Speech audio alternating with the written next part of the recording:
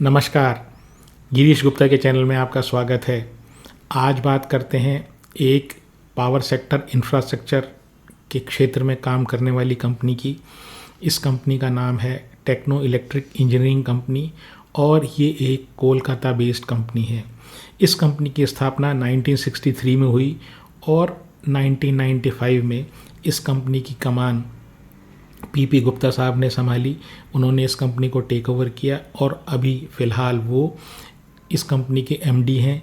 गुप्ता जी जो हैं वो एक टेक्नोप्रेन्योर हैं, यानी कि वो एक बिजनेसमैन हैं, एंटरप्रेन्योर हैं और साथ ही साथ इंजीनियर भी हैं। तो कुछ हिस्ट्री के बारे में इस कंपनी की जानते हैं। तो देखिए, इस कंपनी की स्थापना 1963 में हुई और एनटीपीसी का जो पहला पावर प्लांट है 1982 में जो शक्ति नगर में लगा, उसके निर्माण में इस कंपनी का काफ़ी सिग्निफिकेंट योगदान था। इसके बाद जितने भी एनटीपीसी के पावर प्लांट्स लगे उसमें किसी न किसी रूप में इस कंपनी की प्रेजेंस या उसमें इस कंपनी का सहयोग था। साथ ही साथ पावर डिस्ट्रीब्यूशन के क्षेत्र में जो पावर ग्रिड का नेटवर्क है जो पूरे देश में फैला हुआ है, उसमें जो सब स्टेशन स्थापित होते हैं उनमें से लगभग 50% सब स्टेशन इनके द्वारा स्थापित किए गए हैं। तो ये सब स्टेशन क्या चीज़ होती है? देखिए, जब पावर ट्रांसमिट होती है तो वो पावर जनरेशन कंपनी से जिस वोल्टेज पर आती है उस वोल्टेज को पहले हाई किया जाता है ताकि वो लॉन्ग डिस्टेंस पावर ट्रांसमिशन में ट्रांसमिशन लॉसेस या बिजली की क्षति नहीं हो, और उसके बाद आपके घरों तक लाने के लिए उसे एक नॉर्मल वोल्टेज में कन्वर्ट किया जाता है। तो वो स्टेशंस जहाँ पर पावर के वोल्टेज को कम या अधिक किया जाता है, आप ये समझ लें सरल भाषा में कि उन्हें सब स्टेशन बोलते हैं। तो अब जानते हैं ये जो कंपनी है इसके मेन वर्टिकल क्या हैं, और इसमें आपको एक चीज़ ध्यान रखनी पड़ेगी कि ये जो कंपनी है ये इंजीनियरिंग के क्षेत्र में जो काम करती है उसमें इसने over a period of time अपने आप को बहुत परिवर्तित किया है। और ये बेसिकली ईपीसी कंपनी है।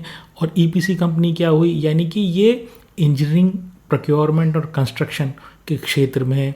यानी कि ये आपके लिए इंजीनियरिंग करके देगी, आपको डिज़ाइन बना के देगी किसी प्लांट की या किसी जगह की जो आप काम इनसे करवाना चाहते हैं उसकी। उसके बाद माल मटेरियल भी ये खुद ही प्रोक्योर कर लेते हैं आपके बिहाफ पर, और उसके बाद उस जगह को या जो ये काम इंजीनियरिंग का कर रहे हैं उसको एग्जीक्यूट भी कर देते हैं। तो इंजीनियरिंग, प्रोक्योरमेंट और कंस्ट्रक्शन, तो इन्होंने इंजीनियरिंग, प्रोक्योरमेंट, कंस्ट्रक्शन से जो अपनी एक्सपर्टाइज हासिल की, वहाँ से ये धीरे धीरे डाइवर्सिफाई करके उस कुशलता या वो कौशल जो इनके पास ईपीसी से आया उससे धीरे धीरे ये डेटा सेंटर जैसे हाई या रैपिड ग्रोथ वाले एरिया में जा रहे हैं। तो जानते हैं एग्जैक्टली कंपनी करती क्या है। तो इसके बेसिकली 4 वर्टिकल हैं। पहला वर्टिकल है जनरेशन से रिलेटेड, दूसरा वर्टिकल है ट्रांसमिशन से रिलेटेड, तीसरा वर्टिकल है डिस्ट्रीब्यूशन से रिलेटेड, और जो चौथा वर्टिकल है वो जैसे मैंने आपको बताया वो डेटा सेंटर में। जहाँ पे जनरेशन की बात की तो आप ये नॉर्मली जो ईपीसी कंपनीज़ होती हैं, हमने पिछले कई वीडियोज़ में इस तरह की ईपीसी कंपनीज़ का जिक्र किया है। तो आप ये समझिए कि यहाँ पर ये कोई प्लांट लगाने का काम नहीं करते हैं, वो प्लांट लगाने का काम भी करते थे और अभी भी कैप्टिव पावर प्लांट लगाने की इनमें क्षमता है।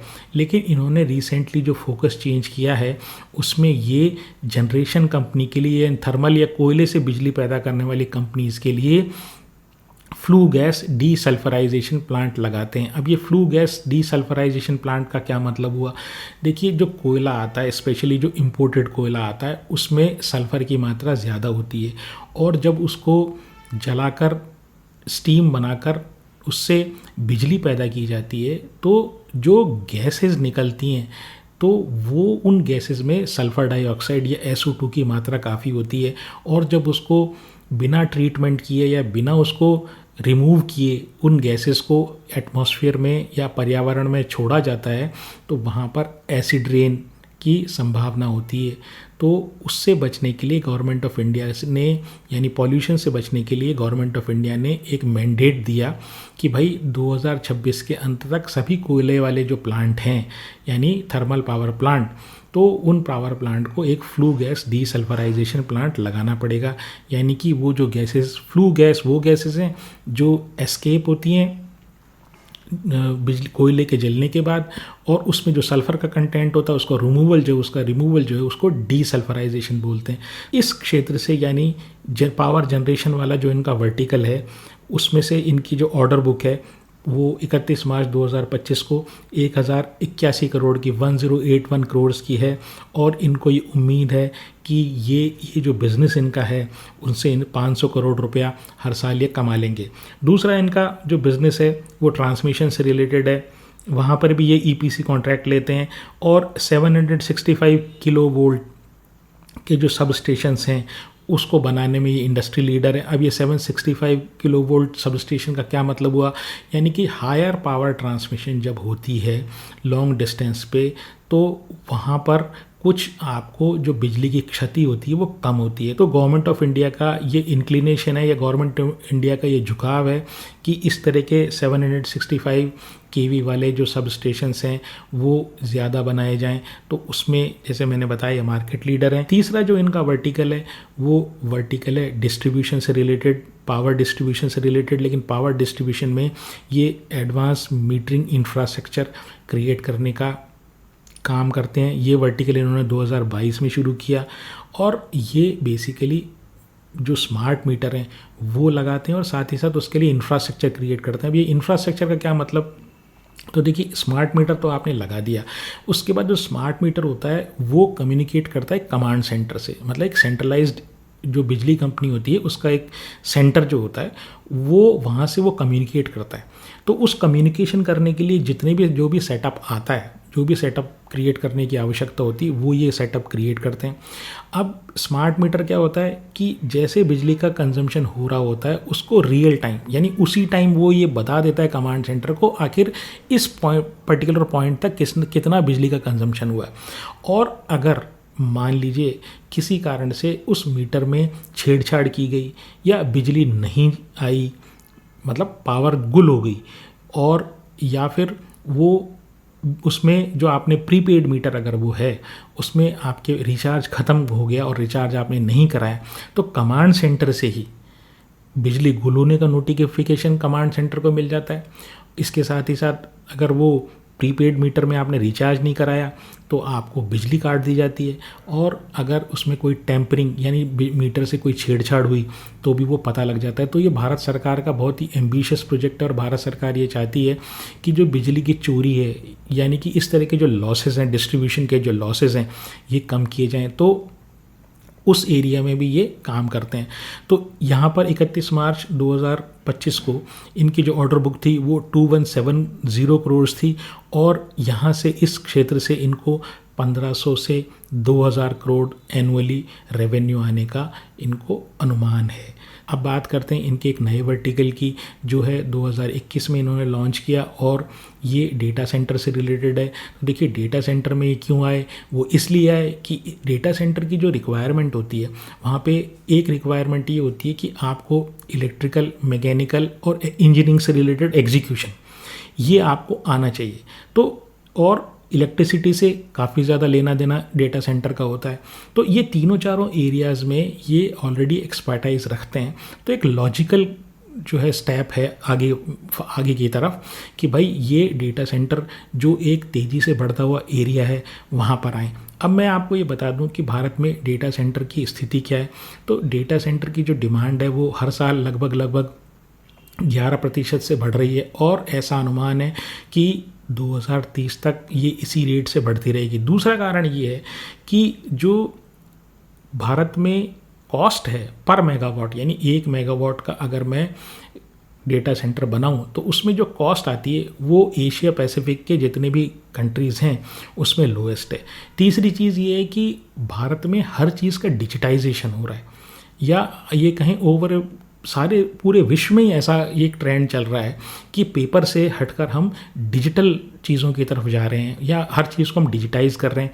फिर आर्टिफिशियल इंटेलिजेंस जैसे या क्लाउड कंप्यूटिंग से जैसे जो एप्लीकेशंस आ रहे हैं वहाँ पर डेटा सेंटर की अत्यंत आवश्यकता है। इसके अलावा जो डेटा लोकलाइजेशन और रेगुलेटरी कंप्लायंस की जो आवश्यकताएं हैं, जैसे जो एक हमारी संसद ने एक बिल पास किया 2023 में, डिजिटल डेटा प्रोटेक्शन एक्ट, तो वो जो एक्ट है वो भी ये कहता है कि भाई जो जितना भी डेटा है ना भारतीयों का, वो आप उनके सर्वर आप भारत में ही रखिए।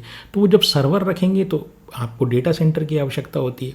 फिर आरबीआई की गाइडलाइंस हैं कि जो हमारी देश की जनता का जो फाइनेंशियल डेटा है वो कहीं बाहर नहीं जाना चाहिए। तो इन सभी कारणों से डेटा सेंटर की रिक्वायरमेंट बढ़ रही है। अब आप में से जो लोग डेटा सेंटर के बारे में बहुत ज़्यादा जानकारी नहीं रखते उनके लिए मैं बता देता हूँ कि डेटा सेंटर सरल शब्दों में एक लाइब्रेरी है। तो लाइब्रेरी में जैसे बुक्स होती है वैसे डेटा सेंटर में डेटा होता है।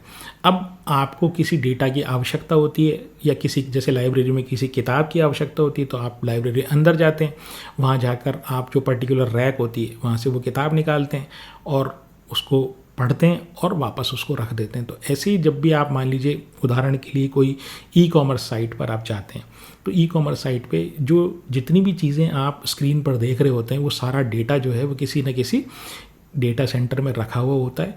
तो आप जब डेटा के रिक्वायरमेंट करते हैं, जैसे आप उससे उस पर क्लिक करते हैं कि भाई ये कितने इसकी पूरी मुझे डिटेल बताओ, तो वो जो डिटेल से रिलेटेड जो डेटा होता है वो आप इस तरीके से समझ लीजिए कि आपने एक किताब मंगवाई है तो वो कहाँ से आएगी, वो डेटा सेंटर पे आएगी जहाँ वो डिटेल जो है वो स्टोर्ड है और वो इसके बाद आपके स्क्रीन पर डिस्प्ले होती है जिसको आप यूज़ करते हैं। तो सरल भाषा में डेटा सेंटर ये है।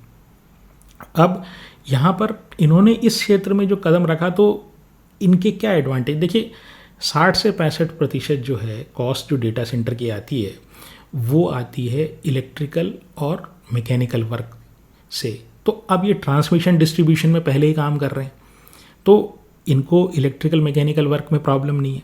इसके बाद 30 से 35% जो कॉस्ट आती है वो लैंड और कंस्ट्रक्शन की आती है। तो कंस्ट्रक्शन में ये ऑलरेडी जो है ये जो स्टेशन जो सब स्टेशन जो बना रहे हैं उसमें इनको ये सब चीज़ आती है। तो इनके लिए एक जैसे मैंने बताया कि एक लॉजिकल एक्सटेंशन है बिजनेस का। इनका ईपीसी सेक्टर में जो मार्जिन है, जो पुराना इनका काम है उसमें जो मार्जिन है वो केवल 14-15% का है, जबकि डेटा सेंटर का जो काम है उसमें मार्जिन जो है 75 से 80% का है।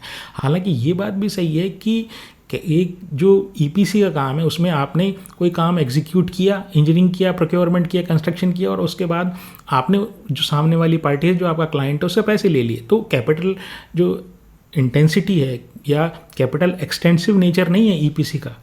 लेकिन डेटा सेंटर में आपको अपफ्रंट यानी पहले से आप डेटा सेंटर तैयार करेंगे और फिर ही तो आप उसको रन कर पाएंगे। तो वो डेटा सेंटर का जो काम है वो उसमें मार्जिन तो बहुत ज़्यादा है लेकिन कैपिटल उसमें एक्सपेंडिचर की रिक्वायरमेंट भी काफ़ी है। तो इनका जो प्लान है वो नेक्स्ट 5 ईयर्स में 250 मेगावाट कैपेसिटी क्रिएट करने का है और इसके लिए ये नेक्स्ट 5 ईयर्स में 8,000 करोड़ रुपए का ये कंपनी केपेक्स करने वाली है यानी कैपिटल एक्सपेंडिचर करने वाली है। अब ये 250 मेगावाट कैपेसिटी क्या हुई, तो देखिए जो जितनी बिजली एक डेटा सेंटर खाता है उसको मेगावाट से मेज़र किया जाता है। ये चेन्नई, कोलकाता और नोएडा में हाइपर स्केल डेटा सेंटर बना रहे हैं। ये जो हाइपर स्केल डेटा सेंटर होता है इसका मतलब ये है कि एक्स्ट्राऑर्डिनरी लार्ज डेटा सेंटर ये बना रहे हैं। इसके अलावा इन्होंने रिलटेल के साथ 102 एज डेटा सेंटर बनाने का भी इन्होंने एक कॉन्ट्रैक्ट किया। अब ये एज डेटा सेंटर क्या हो, एज डेटा सेंटर वो डेटा सेंटर होते हैं जो साइज़ में तो उतने बड़े नहीं होते लेकिन जो अल्टीमेट कंज्यूमर होता है यानी कि उनकी सर्विसेज लेने वाले जो भी क्लाइंट्स या कंज्यूमर होता है उसके लोकेशन के पास होते हैं ताकि जो डेटा का आना और जाना उसकी जो स्पीड होती है ना वो काफ़ी फास्ट होती है।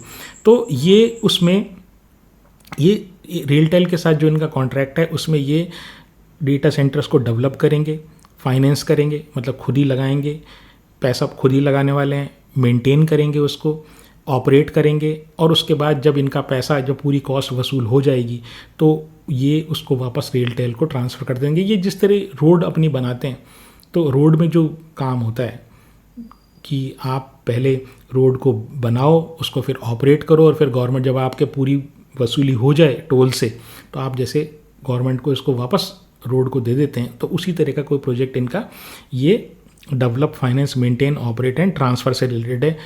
13% रेवेन्यू जो है ये रिलटेल के साथ शेयर करेंगे जब वो ऑपरेशन उस डेटा सेंटर्स का चालू हो जाएगा।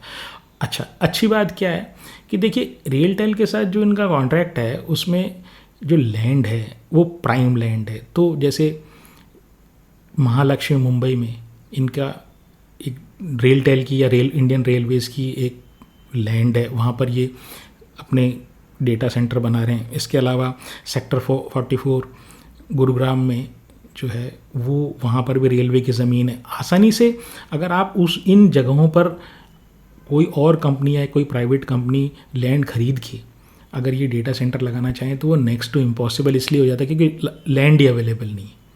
तो रेलटेल के साथ जो ये काम कर रहे हैं उनमें इनको बड़ा ये फ़ायदा है। रेलटेल की 70,000 किलोमीटर से ज़्यादा पूरे देश में फाइबर नेटवर्क है। तो ये जो छोटे वाले जो इनके सेंटर्स जो ये बना रहे हैं ये फाइबर ऑप्टिक के थ्रू कनेक्ट हो जाएंगे, मतलब रेलटेल का कंप्लीट नेटवर्क हो जाएगा।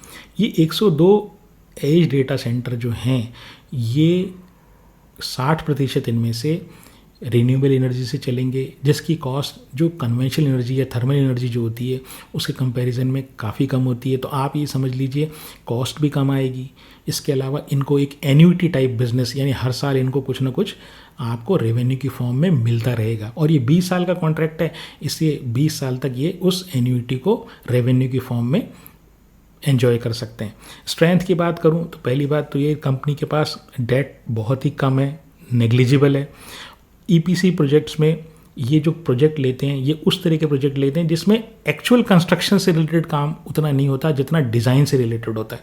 तो सर्विस टाइप का जो कॉन्ट्रैक्ट है ये ज़्यादा लेते हैं क्योंकि उसमें मार्जिन ज़्यादा होता है। फिर एसेट लाइट मॉडल पर काम करते हैं। इसका मतलब क्या कि ये जो कंस्ट्रक्शन करते हैं वो एसेट ये ओन नहीं करते। मान लीजिए इन्होंने कोई पावर ट्रांसमिशन लाइन बिछाई तो बिछाने का इतना काम इनका इतना ही है कि ये पावर ट्रांसमिशन लाइन को इंजीनियरिंग प्रोक्योरमेंट कंस्ट्रक्शन करके उसको हैंडओवर कर दें, ये उसको ओन नहीं करते। फिर ईपीसी को लेके जो इनका शिफ्ट है डेटा सेंटर की तरफ वो बहुत ही मायने वाला है क्योंकि डेटा सेंटर का बिज़नेस हाई मार्जिन बिज़नेस है। वीकनेस की मैं बात करूं तो वीकनेस देखिए इनकी एक वीकनेस ये, मान लीजिए एग्जीक्यूशन इनका पुअर हो गया, हालांकि इनका कभी ऐसा हुआ नहीं है। मान लीजिए एग्जीक्यूशन में कोई प्रॉब्लम आ गई तो कंपनी में प्रॉब्लम आ सकती है। टेंडर बेस काम है तो हो सकता है कभी टेंडर इनको मिले नहीं मिले। इनका जो रेवेन्यू है ये over a period of time, मतलब पिछले 4-5 सालों में जो वो फ्लक्चुएटिंग है। और तीसरा जो काम है ये है कि इनका 56% जो रेवेन्यू आता है वो लिमिटेड एरिया से आता है या लिमिटेड क्लाइंट से आता है। इसके अलावा जो अब ये केपेक्स करने वाले हैं 8,000 करोड़ का, तो वहाँ पर भी इनको ये इंटरनल अक्रूवल से करते हैं या डेट लेके करते हैं, तो ये भी एक देखने वाली बात रहेगी। फिर मार्केट कैप की बात करूं तो 16,000 करोड़ का मार्केट कैप है। आरओई ठीक ठाक है, 13% का है। डेट टू इक्विटी जैसे मैंने बताया नेग्लिजिबल है। पी जो है वो 42 का है। 3 साल की सेल 31% बढ़ी है। 3 साल का जो प्रॉफिट है वो 13% बढ़ा है। प्रमोटर के पास 57% होल्डिंग है। एफआईआई के पास 9% होल्डिंग है। डीआईआई के पास 24% होल्डिंग है और पब्लिक के पास 10% होल्डिंग है। तो ऑल इन ऑल मैं बात करूं तो हमने पिछले दिनों वोल्टेम ट्रांसफार्मर के बारे में एक वीडियो बनाया था, अपार इंडस्ट्री के बारे में एक वीडियो बनाया था, थर्मैक्स इंडस्ट्री के बारे में एक वीडियो बनाया था। तो ये वो कंपनीज़ हैं जो भारत की इंजीनियरिंग के क्षेत्र में नामी कंपनियां हैं और इन्होंने आज तक, चाहे देर हो गई हो किसी अपने प्रॉफिटेबिलिटी लाने में या बिजनेस डाउनटर्न आने के बाद हो सकता है उभरने में थोड़ा टाइम लग गया हो, लेकिन परमानेंट लॉस कभी शेयर होल्डर्स को नहीं दिया है। तो इस तरह की कंपनी मुझे ये लगती है कि अगर इसको 42 का पी तो फिर भी मैं एडवाइज़ नहीं करूँगा, लेकिन अगर किसी भी कारण से अभी जैसे 2-3 महीने पहले ये लोअर लेवल पे था, तो ऐसी जगह अगर कोई शेयर होल्डर इसको मंदा होने पर अगर शेयर होल्डर इसको लेता है तो मुझे नहीं लगता कि इसमें कोई नुकसान होने की चांसेस हैं over a longer period of time. अगर आपको मेरा प्रयास पसंद आया हो तो चैनल को सब्सक्राइब करें, वीडियो को लाइक करें और शेयर करें। आज के लिए इतना ही। नमस्कार, धन्यवाद, जय हिंद।